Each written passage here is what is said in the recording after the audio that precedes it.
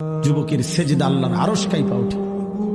নওজোয়ান সেজদা দিলে আল্লাহ আরশে আজিম থেকে বলে, যুবক তুই আমারে সেজদা দিলি, যা ওয়াদা দিলাম হাসরের ময়দান আমি তোরে আমার আরশের ছায়া দেব। তোরে আমি পাশে বসাবো নওজোয়ান, তুই স্টেজে বইবি,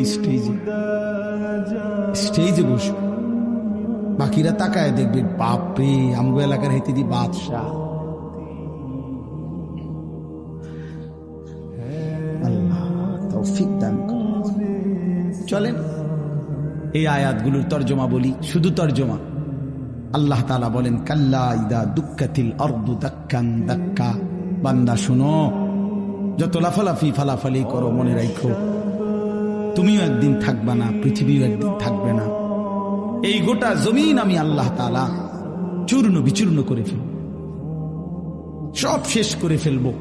আসমান জমিন চন্দ্র সূর্য সব শেষ করে ফেলব। হাসরের মাঠ কায়েম হবে। ওয়া রাব্বুক, আর তোমার রব, সমস্ত মানুষ দাঁড়িয়ে থাকবে হাসরের মাঠে।